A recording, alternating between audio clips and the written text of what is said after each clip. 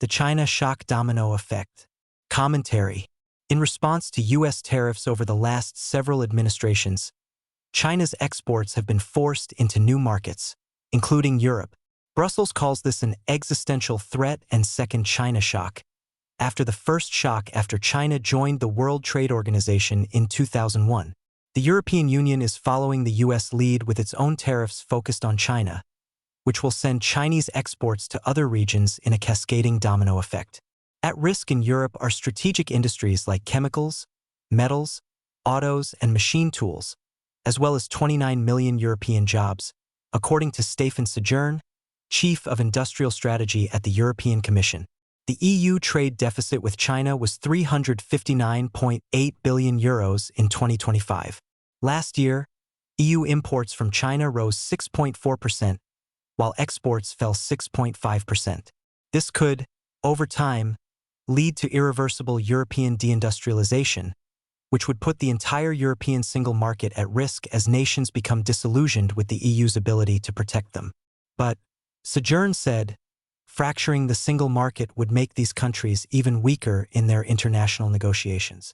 After the United Kingdom voted to withdraw from the European Union in 2016, it tried to compensate for Brexit by opening to other countries, including China.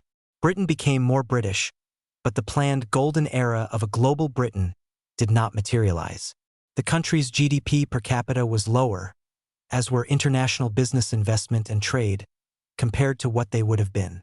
Europe should not fall into the same trap of breaking with its democratic partners and seeking, and failing, to negotiate with Beijing and Moscow as individual nations rather than a unified military-economic alliance of democracies.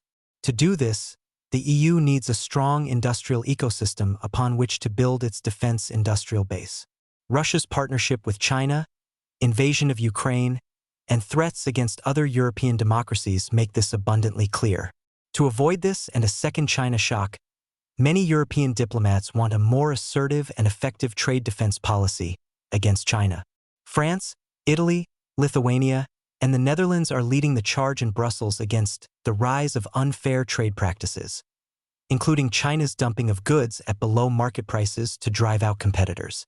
Once the competitors are gone, prices would rise to monopolistic levels, and goods like rare earths and legacy semiconductors can be used as strategic levers against Brussels.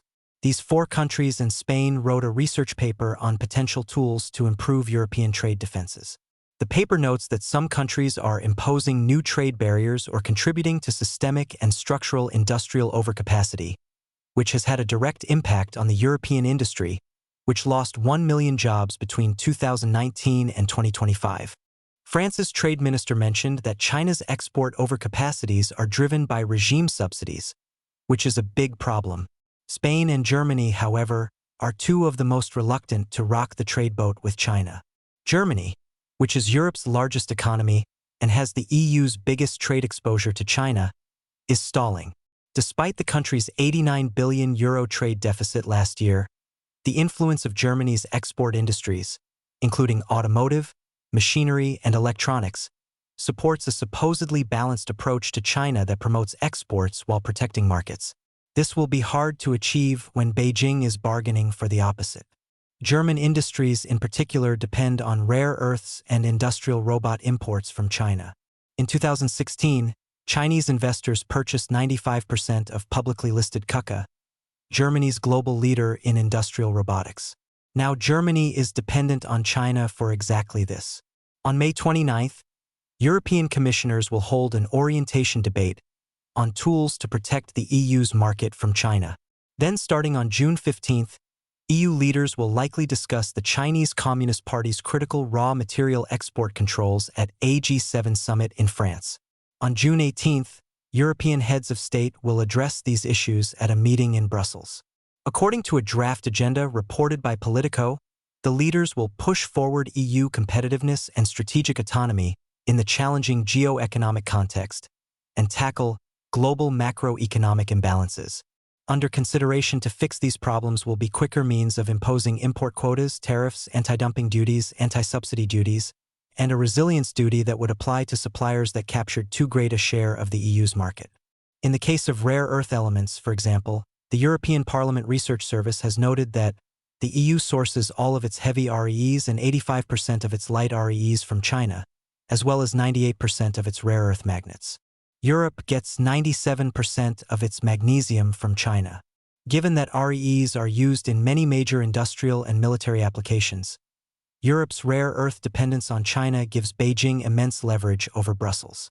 The EU has already taken small steps against its China dependence, including rules against spending EU funds to buy China's solar inverters, proposed new regulations to screen China's investments in Europe, and a draft revision of a cybersecurity law to limit technology from the likes of Huawei and ZTE, both of which are Chinese IT companies, in Europe's information infrastructure. Both companies have been implicated in scandals in the past, including alleged espionage and corruption.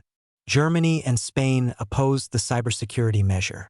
Beijing has warned Brussels of retaliation against its trade defenses, but the CCP's countermeasures cannot hurt Europe as much as vice versa. China exports more to Europe than Europe exports to China, making European tariffs more impactful than those of China on their mutual trade relations. Proponents of the tougher measures argue that current EU processes, like 9-month inquiries, take too long to complete, much less implement, and are easily circumvented. China can transship exports through or assemble them in third countries and establish its companies within the EU. The tougher measures could apply to Chinese exports of the strategic industries listed above, as well as electric vehicles, solar panels, wind turbines, and legacy semiconductors.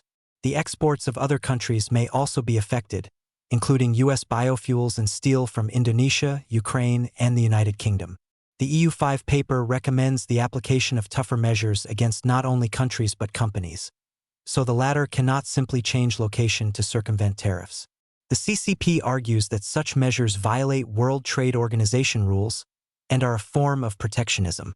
However, if the major democracies treat dictatorships as they do their own allies, then authoritarians can use their unprecedented control and coordination of entire national economies to outcompete the democracies economically and then militarily. They could do this one major economy at a time until all of the democracies are weak relative to China. That is a recipe for growing international and potentially hegemonic power centered in Beijing. The legitimate defense against such rising authoritarianism is what ought to now be seen as positive: defensible supply chains, friendshoring, and democratic protectionism.